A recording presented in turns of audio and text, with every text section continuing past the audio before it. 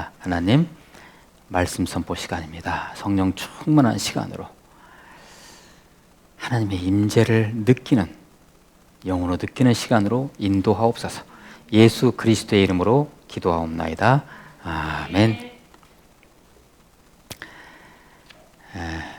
여러분, 예수 그리스도를 인격적으로 만나셨습니까?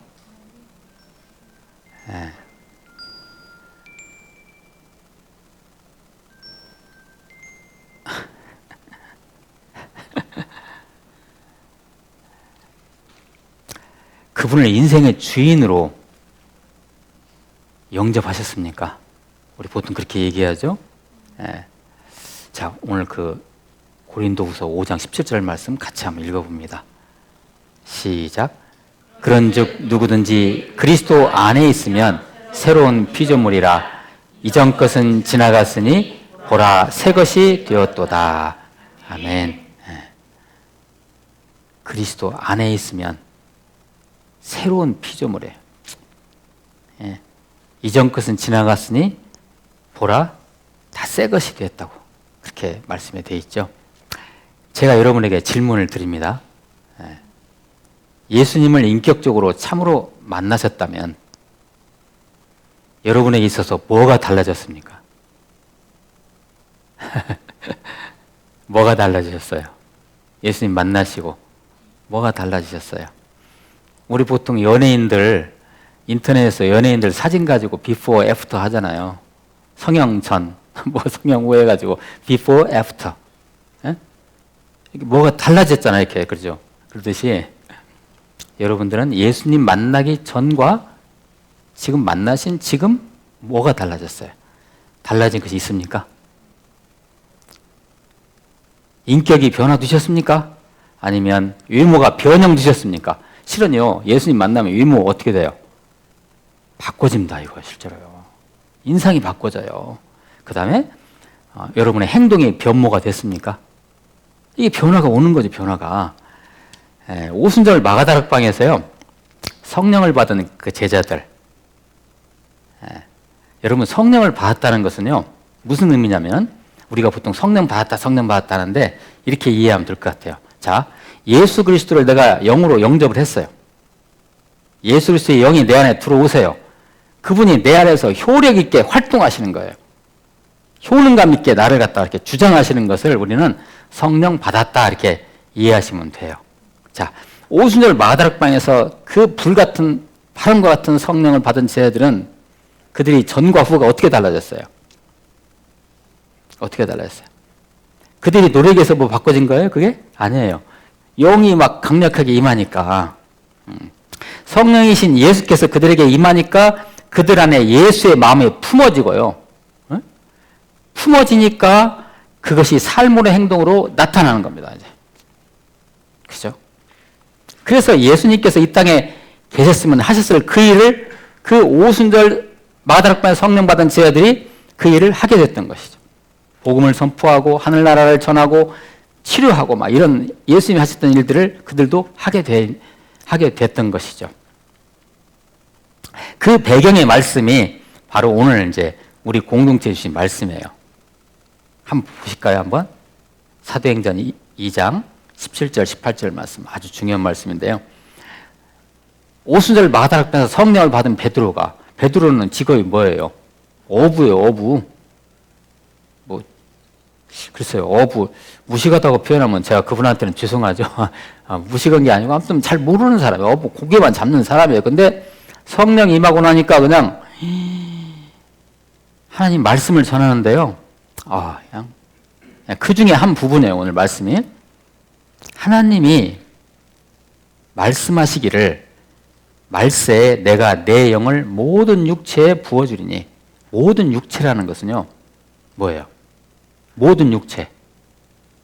만민을 말하는 거예요. 모든 사람들을 말하는 거예요. 그러니까 말세에 내가 내 영을 모든 육체 만민에게 부어준다고 되어 있어요. 그런데 우리가 성경적으로 보면 구약 성경에서는요, 이 성령을 부어주시는 것, 성령이 임하는 것이 어떤 사람에게 한정적으로 임했어요. 그러니까 하나님의 어떤 임무를 받고 하나님의 어떤 이 사명을 받고 소명을 받은 사람만이 하나님께서 그들에게 특별하게 하나님의 영을 임하게 했어요. 그래서 가령 뭐 그 성막을 지을 때 뭐 부살렐과 오홀리압에게 성령이 임해가지고 성막을 짓도록 하는 거예요. 그러듯이 구약 시대 때는 그랬어요. 그런데 오순절 마다락방 이후에는 어떤 일이 일어나요? 그 성령 임하는 것이 한정적이에요? 아니에요. 모든 사람에게, 예수 그리스도를 영접하는 모든 사람에게 하나님의 영이 임하는 거예요. 그거 약속하는 거예요. 그걸. 근데 이 말씀은요, 이게 구약 성경 요엘서 있죠. 요엘서 2장 28절, 29절 말씀을 사도 베드로가 그 말씀을 받아가지고 그대로 선포하는 거예요. 그 예언의 말씀을. 자, 구약 시대 때 만민에게 하나님의 영이 부어진다는 것을 이미 예언이 됐어요. 요엘서 2장 28절, 29절에서 그것을 베드로가 그대로 지금 받아서 선포하는 거예요. 자, 보세요. 하나님이 말씀하시기를 말세에 내가 내 영을 내가 누구예요 여기서? 하나님, 예수님, 성령님을 하는 거예요. 내가 내 영을 모든 육체의 만민에게 부어주리니 너희의 자녀들은 뭐예요? 예언할 것이요. 너희의 젊은이들은 환상을 보고 너희의 늙은이들은 늙은이라고 하죠. 죄송하네요. 너희의 아비들은 꿈을 꾸리라. 모든 세대 사람들이 전부 다 하나님의 영을 받아가지고 뭐예요? 예언하고 환상을 보고 꿈을 꾸는데 이게 뭘 의미하냐면요. 이게 바로 비전이 임하는 거예요. 그러니까 예언을 하는 건 뭐 예언하는 거예요? 하나님 나라를 보는 거예요. 하나님 미래에 임할 하나님 나라를 보는 거예요. 환상. 하나님 나라를 갖다가 보는 거예요. 비전이 임하는 거예요. 늙은이들은 꿈을 꾸리라. 꿈이라는 것은 뭐예요? 우리가 그냥 보통 꾸는 그런 꿈이 아니고요. 하나님이 주신 그 꿈이에요. 하나님 나라가 이 땅에 임할 것이다. 그런 꿈을. 나이 드신 분들이 말이죠. 무슨 희망이 있겠어요. 그런데 그런 꿈을 꾸는 거예요. 나이 드신 분들도. 그때 내가 내 영을 내 남종과 여종들에게. 여러분 종이 뭐죠? 종이? 노예죠. 노예. 노예는요. 하나님이 주인이 시키는 대로 하는 게 노예잖아요. 남종과 여종이 됐어 우리가. 하나님의 종이에요. 하나님의 영이 임하니까 하나님이 시키는 대로 살아가는 거죠. 그런 의미에서 남종과 여종이에요. 그러면 오늘 말씀에서 보면 남녀노소가 다 언급됐죠. 남녀노소가. 그러니까 하나님의 영이 남녀노소 모두에게 다 임하는 거예요. 그걸 약속하는 거예요. 사도행전 1장 8절 말씀. 오직 성령이 너에게 임하시면, 그러니까 예수님께서 하신 말씀이에요. 이게 지상 명령이라고 하죠. 오직 성령이 너에게 임하시면 너희가 권능을 받고 그 다음에 예루살렘과 온 유대와 사마리아와 땅끝까지 이르러 내 증인이 되리라 하시니라 그랬죠. 예수님이 명령하신 거죠. 그것이 그대로 성취되어 가는 거예요. 하나님의 뭐가 임하면? 영이 임하면. 사도 바울이 다메섹 길목에서 부활하신 예수님을 영으로 만났죠. 그 뒤로 사도 바울이 어떻게 됐어요? 오직 예수. 오직 예수만 전하고 다녔어요. 평생을. 그죠? 땅끝까지 복음을 전하고 다니셨죠. 사도행전 20장 24절을 제가 가져왔는데 같이 한번 읽어보실까요? 사도 바울이 고백한 것인데요. 같이 한번 읽어봅니다. 시작. 내가 달려갈 길과 주 예수께 받은 사명 곧 하나님의 은혜의 복음을 증언하는 일을 마치려 하면은 나의 생명조차 조금도 귀한 것으로 여기지 아니하노라. 아멘. 왜 이렇게 됐어요? 하나님의 영이 임하니까 자기 생명도 귀하게 여기지 않고 오직 하나님의 일을 하고 다니는 거죠. 예수병원을 설립하신 분이 혹시 누군지를 아시는지요? 마티 잉골드 선교사님이세요. 들어보셨죠? 마티 잉골드? 이 마티 잉골드 선교사님의 1903년 10월 10일 일기를 제가 가져왔는데 제가 읽어드릴게요. 한번 들어보세요. 예수병원을 설립하신 분이에요. 이분이요. 지난 겨울은 일상적인 일로 바쁘게 지나갔고 4월 1일에는 진료소 문을 닫고 군산에 가서 6주간 있었다. 정킨 선교사 부인의 아이는 태어나서 3주 만에 사망했다. 예, 여기 예수병원 옆에 가면요, 그 선교사 묘역이 있거든요. 거기에 그 꼬마들, 그분 자녀분들 묘도 있어요. 오셔가지고 자녀를 죽은 거예요. 병 걸려서. 네. 불선교사 부인의 아이는 5월 1일에 태어났다. 그곳에 있는 동안 나는 몸이 좋지 않았고 전주로 돌아와서도 바로 일을 시작할 수 없었다. 네. 여러분 한번 생각해 보세요. 잘 들어보셨어요? 네, 생각해 보세요. 마티 잉글드 선교사님은 도대체 무엇 때문에 그 까마득한 시기에 여기 전주까지 오셔가지고 의리 선교를 하셨을까요? 그때 당시 비행기가 있었나요? 크루즈가 있었나요? 아니에요. 똑딱선 타고 오셨어요. 태평양을 목숨 걸고 오는 거예요. 네. 도대체 무엇 때문에? 하나님께서, 예수님께서 잉골드 선교사님을 왜 하필 부르셔서 이곳으로 파송하셨을까요? 그때 하나님 예수님의 심정은 무엇이었을까요? 바로 사도행전 29장이 쓰여진 거예요. 여러분 사도행전이 몇 장까지 되어 있어요? 28장까지 있는데 나머지 29장부터는 우리가 쓰는 거예요. 그 사도행전 29장을 마티 잉골드 선교사님을 통해서 쓰게 하신 거죠. 이 복음의 역사, 예수 그리스도의 그 생명의 복음의 역사, 이것은 지금 저와 여러분에게도 똑같이 일어나고 있습니다. 실은요.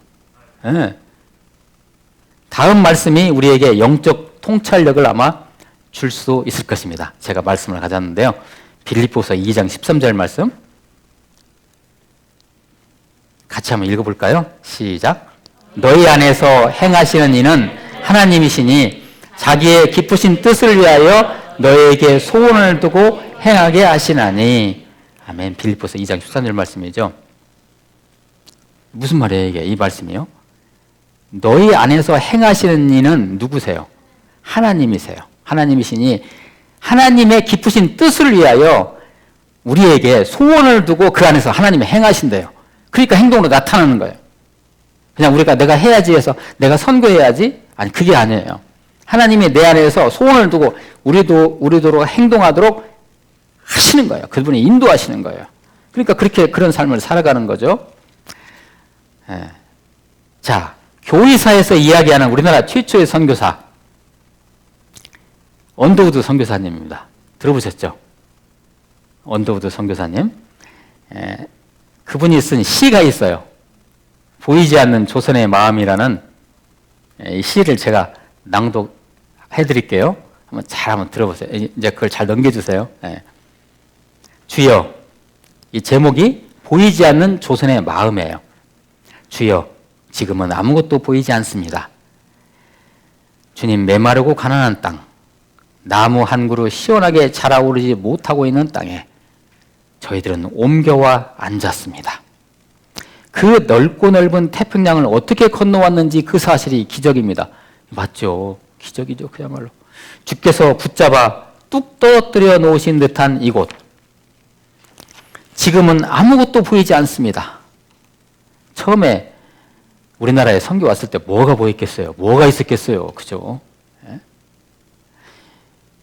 보이는 것은 고집스럽고 얼룩진 어둠뿐입니다. 어둠과 가난과 인습에 묶여있는 조선 사람들 뿐입니다. 그들은 왜 묶여있는지도 고통이라는 것도 모르고 있습니다. 고통인 줄 모르는 자에게 고통을 벗겨주겠다고 하면 의심부터 하고 화부터 냅니다. 조선 남자들의 속셈이 보이질 않습니다. 이 나라 조선의 내심도 보이질 않습니다. 가마를 타고 다니는 여자들을 영영 볼 기회가 없으면 어쩌나 합니다. 가마를 타고 다니고 여자들은 뭐 이렇게 가리고 다녔잖아요. 그죠? 조선의 마음이 보이질 않습니다. 그리고 저희가 해야 할 일이 보이지 않습니다.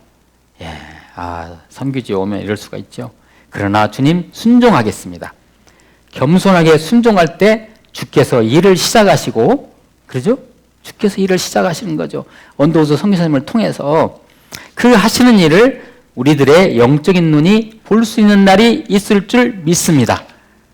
믿음은 바라는 것들의 실상이요 보지 못하는 것들의 증거니 라고 하신 말씀을 따라 조선의 앞날을 볼 수 있게 될 것을 믿습니다.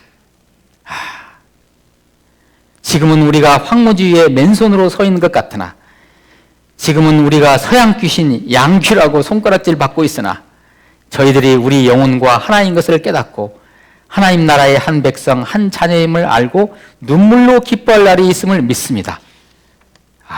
여러분 이 기도대로 되지 않았습니까? 그죠? 네. 지금은 예배드릴 예배당도 없고 학교도 없고 그저 경계와 의심과 멸시와 천대함이 가득한 곳이지만 이곳이 머지않아 은총의 땅이 될 것을 믿습니다. 아멘. 주여 오직 제 믿음을 붙잡아 주소서. 이런 시예요. 와, 그 조선이요 이런 나라가 됐잖아요. 세계 10대 강국이 됐고요. 에? 수많은 교회가 세워졌고요. 글쎄요, 여러분 이 시를 이렇게 보시니까 읽어보시니까 어떤 생각이 드시나요? 이러한 하나님의 역사를 저와 여러분 개인 역사에 살짝 적용할 수는 없을까요? 왜 그분한테만 그런 역사가 일어나요? 그렇지 않잖아요. 그래요. 근데 이런 생각을 할 수도 있겠죠. 아이고 나 같은 사람은 베드로도 아니고 사도 바울도 아니고 마티 잉글도 선교사님도 아니고 언더우드 선교사님도 애초 들 수 없어요. 그리고 하나님의 쓰시는 그리스의 차이가 있으니 그거 인정해야죠. 맞나요? 아무튼 나는 아니에요. 이렇게 생각할 수 있잖아요. 과연 그럴까요? 제가 여러분에게 다시 또 질문을 드립니다. 여러분, 예수님 믿기 전과 믿은 후에 어떻게 달라지셨나요? 하나님이 여러분을 통해서 뭔가 일하심이 느껴지셨나요? 자, 우리가 비록 선교사, 전도자로서 사도행전에서 삶을 사는 데는 다소 못 미칠지라도 우리가 어떻게 사도 바울처럼 살겠어요? 솔직히, 그죠? 다소 못 미칠지라도 내게 성령이 임했다면, 여러분에게 성령이 임했다면 여러분에게도 그와 비슷한 변화와 하나님의 일하심의 증거가 있어야 하지 않을까요? 그러죠? 예수님을 만나 새로운 피조물이 되었으니 적어도 그 예수님이 내 인생을 주장하시는 것이, 그리고 내 인생이 예수님의 방향으로 가야 하는 것이 극히 자연스러운 것이 아닐까요? 그죠? 그리고 지금 하고 있는 이 일을 통해서도 하나님께서 나를 사용하셔서 사도행전 29장을 쓰시도록 우리는 기도할 수는 있잖아요. 그죠? 사도 바울처럼 그렇게 결심하지는 못할지언정 나의 목숨에 조금만치는 내놓을 수 있지는 않을까요? 사도 바울은 뭐라고 했어요? 나 목숨 다 바치겠다고. 우리는 그 정도는 아닐지라도 우리 목숨 한 10분의 1 정도까지는 내놓을 수 있지 않을까요? 어때요? 10분의 1도 못 내놓으신다고요? 바쁘시다고요? 정황이 없으시다고요? 할 일이 많으시다고요? 일상에 매몰되다 보면 뭐 성령도 뭐고 간에 다 귀찮을 수도 있죠. 바로 이때 우리의 먼 인생의 선배이신 솔로몬 선배님의 속삭임을 제가 들려드릴게요. 속삭일게요. 제가 헛되고 헛되고 헛되며 헛되고 헛되니 모든 것이 헛되도다.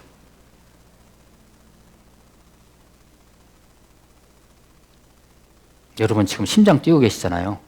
보장 못해요. 이거 30분에 멈출 수도 있어요. 그럼 끝이에요. 솔로몬이 그렇게 얘기했어요. 해 아래에서 한 모든 것이, 그것이 하나님의 방향에 맞춰지지 않으면 그것은 모든 건 다 헛되다 그랬어요. 그게 이 말이에요. 이 말이 헛되고 헛되며 헛되고 헛되니 모든 것이 헛되다라는 것이 이 말이에요. 그러면요, 좋아요. 삶이 바쁘시다면 바쁘신 대로 그것을요, 그대로 예수님의 방향에 살짝 한번 올려놔 보세요. 그냥 부담 갖지 마시고. 다시요. 여러분 삶이 바쁘시고 막 정황이 없으시고 막 할 일이 너무 많아요. 바빠요. 좋아요. 좋아요. 그러면 그 바쁘신 대로 그런 와중에 그 삶을 그대로 예수님의 방향에 살짝 올려놓으세요. 어때요? 한번 해보세요. 살짝 올려놓으세요.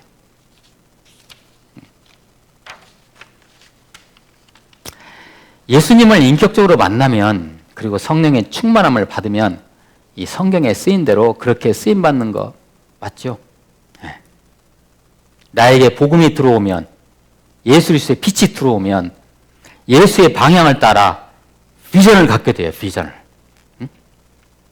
아까 말씀 나왔죠. 자녀들은 예언할 것이요. 비전이에요. 저 멀리 보는 거예요. 청년들은 환상을 보고, 아비들은, 늙은이들은 꿈을 꾸리라 했죠. 이게 바로 비전이에요. 비전. 뭘 보는 거예요? 장차 임할 하나님 나라를 보는 거예요. 그래서 내가 그 안에서 쓰임받는 것을 보는 거예요. 예?